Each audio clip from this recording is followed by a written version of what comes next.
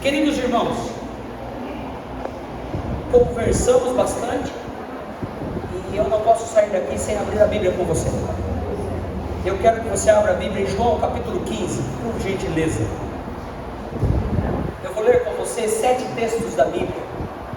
Vamos refletir nele no pouco tempo que tem e vamos ter a oportunidade de ir para casa. E eu gostaria de saber aqui, quantos amanhã estarão lá no retiro trabalhando lá? Levanta a mão aí que eu quero ver. Amém. Nós precisaremos de ajuda lá, viu? Além de vocês irem cuidar do ambiente de vocês, nós vamos precisar de ajuda lá, ok? Então, se você puder nos ajudar, você acompanhou o vídeo, viu aí o movimento, né? O propósito é uma igreja unida ali em torno daquele lugar, viu? E os pastores, nós pastores, estamos juntos, pensando naquele lugar, em nome de Jesus, amém? Então vamos lá, João capítulo 15, leia comigo a Bíblia nesse momento. Diz assim: eu sou a videira verdadeira e o meu pai é quem? Verso 2: todo ramo que estando em mim não der fruto, ele corta, e todo que dá fruto, ele limpa, para que produza o que? Mais fruto ainda, diz a Bíblia. Agora olha o verso 3: vós já estáis limpos pela palavra que vos tem o que? Agora olha a sequência do texto, diz assim, ó: permanecei em mim, verso 4, e eu permanecerei em quem? Agora acompanha a leitura. Como não pode um ramo produzir fruto de si mesmo, se não permanecer na videira, assim nem vós podeis produzir, se não permanecerdes o que? Em mim. Agora olha a sequência do texto bíblico. Eu gosto muito dessa ênfase que existe aqui, ó. Se alguém não permanecer em mim, será lançado fora, à semelhança do ramo. O que acontece com essa pessoa? Diz aí o texto bíblico. Ele faz o que? Ele secará. E então o agricultor pega esse ramo seco, lança no fogo, e o fogo faz o que? Ponto. Você vai entender essa repetição aí, já, segura. E agora olha o verso 7, diz assim: se permanecerdes em mim, e as minhas palavras permanecerdes aonde? Em vós, pedireis o que quiserdes, e vos será o que? Será o que? Feito. Isso é o que a Bíblia está dizendo. Eu vou pedir para os meus anciãos aqui, por gentileza, a descerem aqui um pouquinho mais, pode ser? Por favor, sentarem aqui na nave da igreja, só para a gente ter aqui um diálogo mais perto. Queridos irmãos, o texto que você leu comigo, ele é a vontade de Deus para a sua igreja. Escuta bem o que eu vou lhe dizer agora, de coração para coração, de pastor para ovelhas, de pastor para igreja. Quando você lê essa porção bíblica de João capítulo 15, você precisa responder 4 perguntas. Vamos lá? Primeira pergunta: quem é o agricultor? Quem é o agricultor? Deus. Aonde está isso, pastor Edivaldo? João capítulo 1, o que diz aí? Eu sou, Jesus está dizendo, eu sou a videira e o meu pai é quem? Bom, quando Jesus está dizendo isso, qual é a primeira verdade que nós aprendemos aqui? Que o senhorio da parábola não é de Jesus, porque em João repete 14 vezes o tema eu sou, e Jesus está dizendo aqui neste eu sou o seguinte, condição contrária. Ele diz assim, ó: eu sou a videira, mas o mais importante do que eu é quem? O meu pai, porque ele é quem? É o agricultor. Escuta bem aqui, quem aqui já plantou alguma coisa? Levanta a mão aí que eu quero ver. O agricultor, o plantador ali, aquele que faz o plantio, como tem que ser o processo do plantio? Pastor, tem que ter cuidado do solo, pastor, tem que escolher o solo, pastor, tem que preparar o solo, pastor, tem que corrigir o solo, pastor, tem que ter certeza de que aquele que planta vai ter o que lá na frente? A Bíblia está dizendo para você e para mim que Deus, que é o Senhor dessa parábola, Ele não foi negligente nos passos e no processo de ser o agricultor. Não, Deus não agiu de maneira errada. Até porque, se você identifica, respondendo essa primeira pergunta de quem é o agricultor, você entende muito bem que em Deus existe um princípio que não há erro. Ou seja, Deus é inerrante. Por que Deus é inerrante, pastor? Porque Ele é Senhor sobre tudo e todos. Amém? Essa é a primeira visão que a gente tem que ter. Se Deus é o Senhor sobre tudo e todos, o plano da redenção estabelecido por Deus passa por esse viés e chega até o ramo. E quando você para pensar que Deus é o agricultor, Deus pensou no pé de uva que Ele plantaria. E aí aparece a segunda pergunta: quem é a videira? Jesus diz: eu sou a videira. E Jesus usa uma expressão ali: eu sou a videira, o quê? Verdadeira. A palavra em grego para esta porção bíblica é aletimos. A palavra grega. E significa o que, pastor Edivaldo? Que não existe outra igual. Não existe outra comparada a Jesus. Não existe outro comparado a Jesus. E quando você sai desse texto, vai para outro texto, São João, capítulo 3, verso 16, você entende assim, irmão: porque Deus amou o mundo de tal maneira que fez o quê? Para todo aquele que nele crê não pereça, mas tem o quê? A vida eterna. Ponto. Esse Jesus que aparece em João capítulo 3, verso 16, combina com a videira verdadeira que aparece em João capítulo 15. Porque em João capítulo 15, a videira verdadeira que é Cristo Jesus, escute bem, é a autossuficiência de Deus para a salvação de todo aquele que nele o quer crer. O que mais está claro para nós aqui, que o assunto que Deus mais deixa nítido à luz das páginas da Bíblia, querida igreja de Caldeirões, é que nos termos de salvação não tem negociação para Deus. Amém?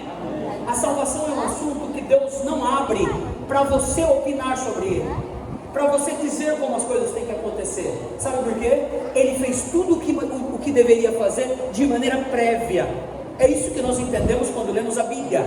É isso que nós entendemos aqui. No assunto salvação não existe uma ideia: eu quero que seja assim, ponto. A sua ideia, ela não é bem-vinda aqui.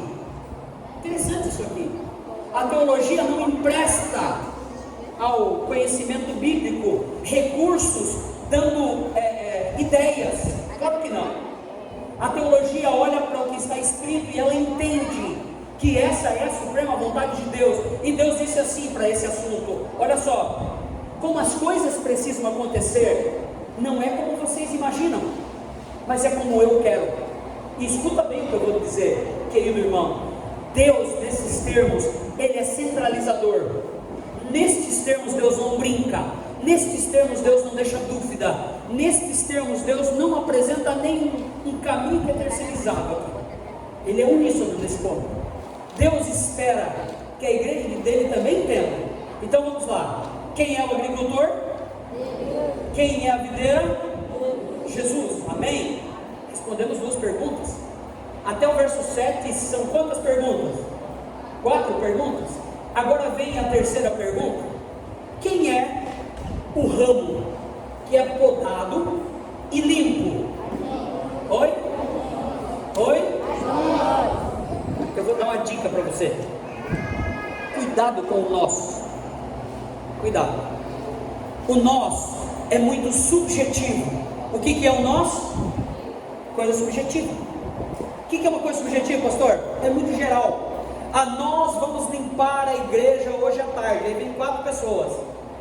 E aí? É nós? Não. Quem é o indivíduo que é podado, cortado e limpo? Aliás, é podado e limpo. Eu. Bate no peito e diga assim, ó. Eu.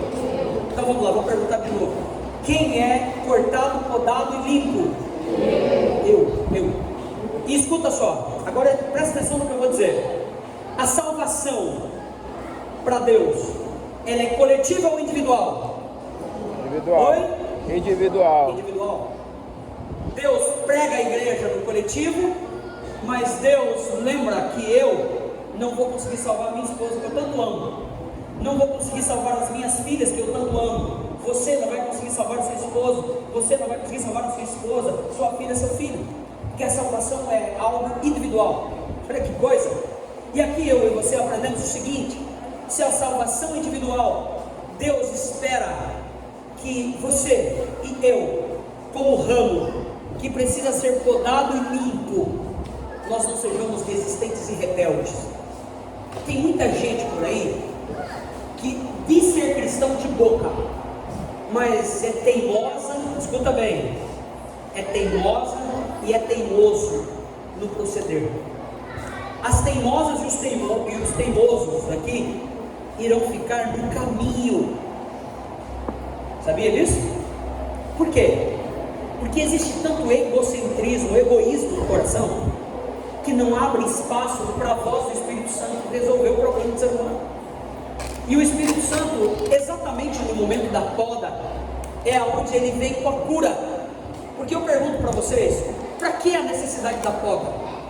A partir do momento que a Bíblia diz que todo mundo pecou, e em estado de rebelião nós nos encontramos quando pecamos, entende-se que o quanto mais pecado a gente comete, mais distante de Deus a gente o quê?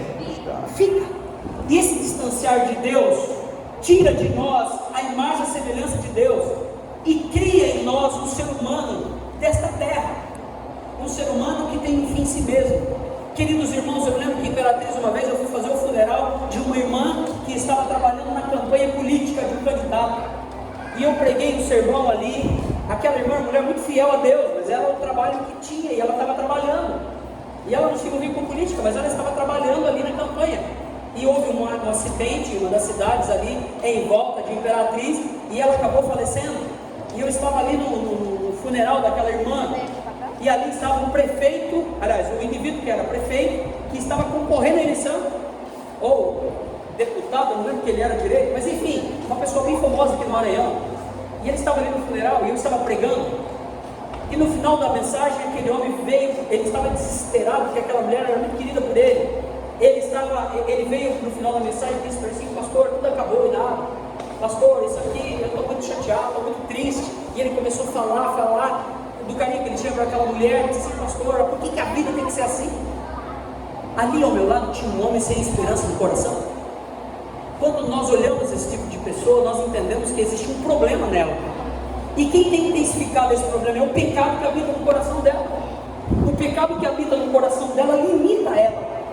Todas as vezes, irmãos amados, que nós permitimos Deus, escuta bem o que eu vou dizer, Deus ser Deus da nossa vida, Deus regular a nossa vida, Deus levar as coisas segundo a vontade dEle, eu submisso aos seus princípios, a minha casa submissa aos seus princípios, vivendo de acordo com assim diz o Senhor, as coisas serão diferentes na minha vida. E agora eu lhe pergunto, dói o processo da poda, sim ou não? Claro que dói. O pecado é uma coisa que vem e ele cria raízes em nós, sim ou não? Exatamente. Essas raízes que o pecado cria, meus amados irmãos, tira de nós a vitalidade, a força, a vida.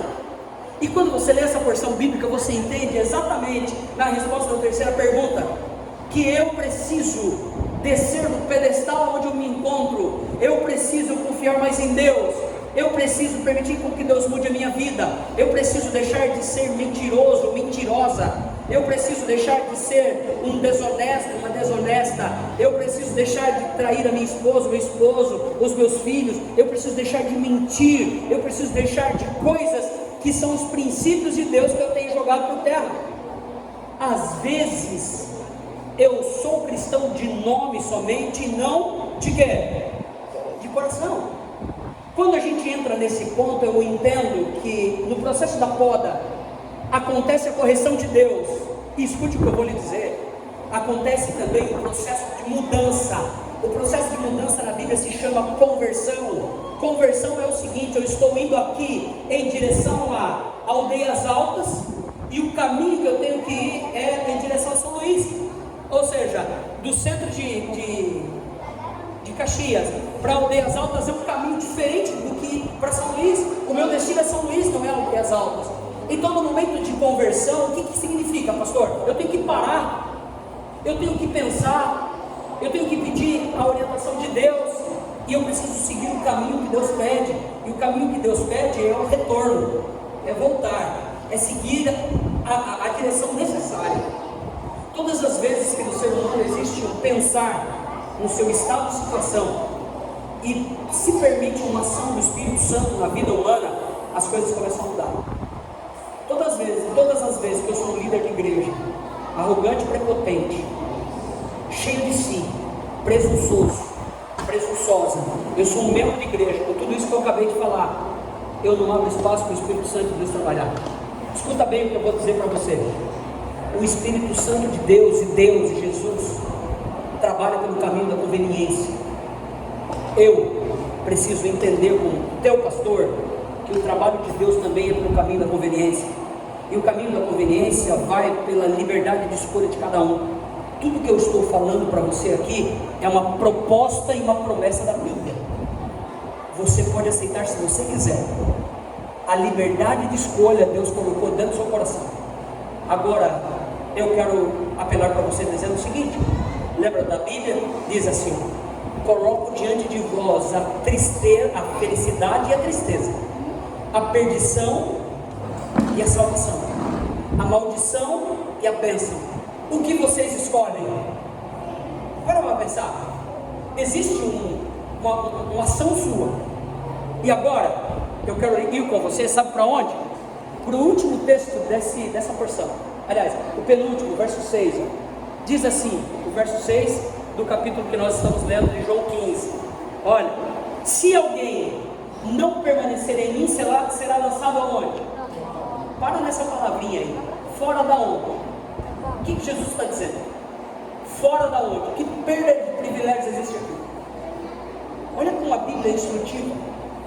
Todas as vezes que Deus me trouxer aqui para falar para vocês, uma vez no mês, ou duas, ou uma a cada 2 meses, não sei, eu tenho muita igreja aqui, eu não vou vir aqui para brincar com você, eu não vou vir aqui para contar história e fazer você dar risada, porque eu não sou comediante de stand-up, né? Não, eu também não sou contador de piadas, mas sou feliz.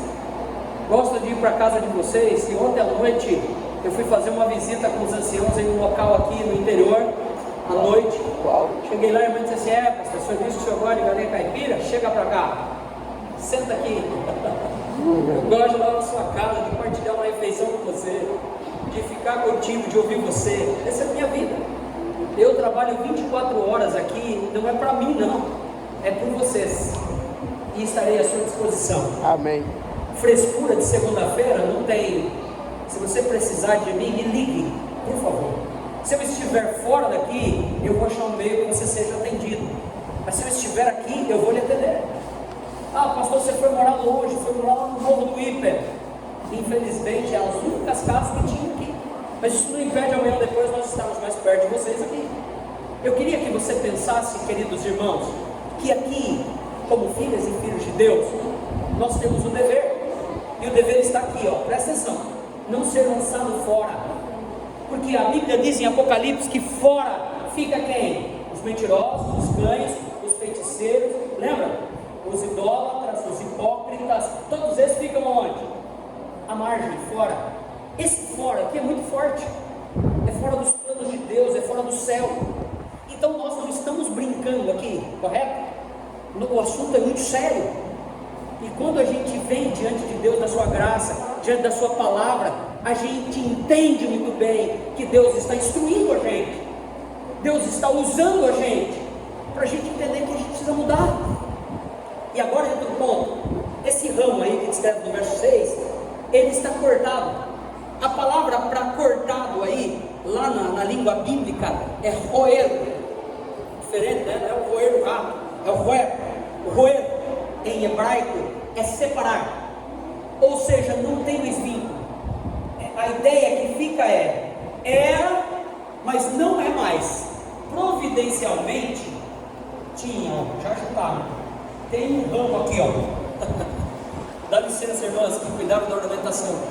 Esse ramo, ele ficou lá, ó, jogado no caminho das videiras, dos pés de uva. O agricultor, ele não para. Quem é o agricultor mesmo? Ele fica a todo momento cuidando, podando, limpando, e esse é o cuidado de Deus. Quando Deus, irmãos amados, chega e pega esse ramo seco, presta atenção agora. Deus não tem prazer em queimar esse ramo. E agora você vai entender algo nessa parábola. Esta história na Bíblia combina com o Apocalipse. O Apocalipse diz que nos últimos dias da história desse mundo haverá um fogo. Haverá ou não haverá? E esse fogo será um fogo devorador. E agora você vai entender o porquê que o texto no verso 6 diz assim, ó: e o fogo queima. Tem uma repetição aí que é desnecessária. Por que ela existe? Você vai entender aqui agora. Deus, quando pega o ramo, e é Ele que começa a obra, e é Ele que termina. Deus, quando pega o ramo, Deus olha para o ramo, e não pense você que existe prazer para Deus em queimar o ramo. Não existe. É uma obra que Deus tem que fazer, e a Bíblia considera isso uma obra estranha, é uma obra incompreensível. E você entende quando está lendo a Bíblia, estudando essa porção, que Deus caminha com esse ramo nas mãos, e Deus que sonhava que esse ramo permitisse a poda, que esse ramo fosse obediente e não desobediente. Esse ramo foi resistente, ele foi cortado, e agora ele está seco. E o agricultor, que é Deus, pega esse ramo, coloca no fogo, e o fogo queima. O sentido de queimar é de eliminar, irmãos. Nem para esterco mais serve. É forte, não é? Para pensar o seguinte: não existe mais nada depois do fogo devorador. Assim é a história bíblica, assim é o Apocalipse, assim é a história da Bíblia que se amarra em texto e contexto. Sabe, meus irmãos amados, hoje somos convidados a nos aproximarmos do nosso Deus. Amém? Como estamos? A Bíblia diz o seguinte: olha, não espere você ser um super crente para vir a mim. Não, vem agora, venha como você está. E quem vai operar a obra na sua vida? Sou eu, ministrado pelo Espírito Santo, diz a palavra. E Deus diz assim, ó: essa obra que eu quero ministrar em você, é eu e você, compromisso individualizado. Um compromisso individualizado com Deus significa de uma vida relacional íntima. Alguém que pensa como Deus, fala como Deus, age como Deus. Ou seja, é uma pessoa que a vida dela condiz, porque ela está submissa ao governo de Deus. Isso é muito forte. Isso é maravilhoso, porque isso nos dá a felicidade e a alegria de entender o verso 7. Olha para o verso 7 agora. Olha que texto poderoso. Quanta verdade nós aprendemos aqui em 16 minutos até agora. E agora finalizo aqui com vocês. A palavra de Deus diz assim, aí no verso 7: se as minhas palavras permanecerem aonde? Em você. Olha o convite: pedireis o que quiserdes e vos será o quê? Será o quê? Mas existe uma condição, porque o texto bíblico começa com um se, é condicional. Então o se lhe dá o direito de colocar diante de você a escolha. Quem resolve o problema meu então hoje? Sou eu mesmo. E eu começo a resolver isso como? Colocando Deus no lugar onde Ele precisa estar, me voltando para Deus. Eu pedi para a Rebeca e a Gisele prepararem uma música, e elas virão aqui agora nesse momento, e Deus, de maneira maravilhosa, vai suprir as nossas necessidades. Obrigado, Gisele, obrigado, Rebeca. Eu cometi um erro, mas eu vou corrigir agora. Aqui está a Gisele, pedi para ela ficar aqui ao meu lado. E eu e a Gisele, nós já compartilhamos o nosso ministério já há 17 anos, passamos por um monte de lugares, e Deus nos deu presentes. Deus é maravilhoso, né? E os presentes que Deus nos deu são 4 meninas maravilhosas, viu? Amém. E é cada uma de um estado. Eu vou apresentar para vocês e aí já vou orar. A primeira é a Thalita, que está ali. Thalita, pode vir aqui à frente, Thalita, por favor. A Thalita nasceu em São Paulo, no período que nós estávamos terminando a faculdade. Depois Deus nos levou de São Paulo, vinha para onde? Pará. E a Rebeca, essa mocinha que cantou, que está ali, vou pedir para ela vir aqui, nasceu no estado do Pará, irmãos. Vai ver nos estados, ó, você vê o quanto a gente já andou. E aí depois do Pará, Deus nos deu o privilégio de vir para um lugarzinho muito especial no Brasil. Um lugar, aliás, na verdade um lugarzão, porque é grande demais. E foi uma bênção nesse lugar. Maranhão. E Deus nos deu um presente. E esse lugar é o estado do Maranhão, irmãos. Amém? Amém. Aqui Aqui está a maranhense, irmãos, a Ana Beatriz.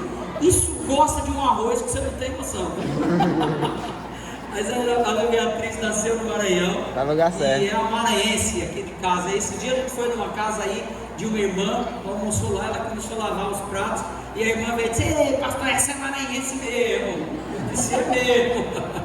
E depois da Ana Beatriz, no estado do Amazonas, saímos do Maranhão, Deus nos levou para o Amazonas.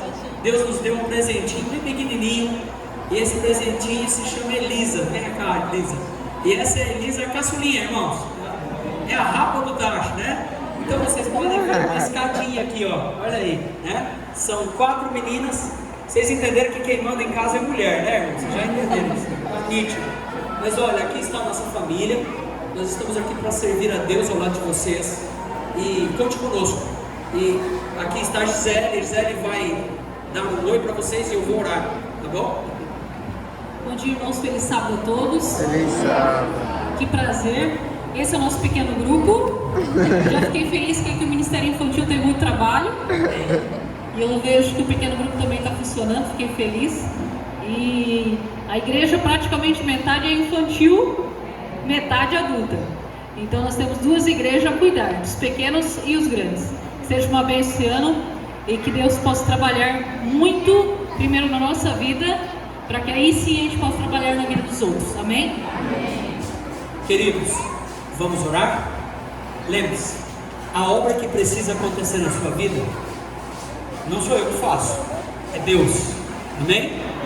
E ela começa quando nós temos a consciência do nosso estado. A porção bíblica de hoje, que você leu comigo, esses 7 versos, apresenta para nós um ponto de partida. Amém? E essa música que a Rebeca cantou foi o seguinte, lembra que ela disse: olha, o Senhor é o meu alívio, e o Senhor me dá a oportunidade de recomeço. Então eu quero orar pelo seu recomeço, em nome de Jesus. Santo Deus, maravilhoso Pai, quero nesse momento colocar a tua igreja nas tuas mãos.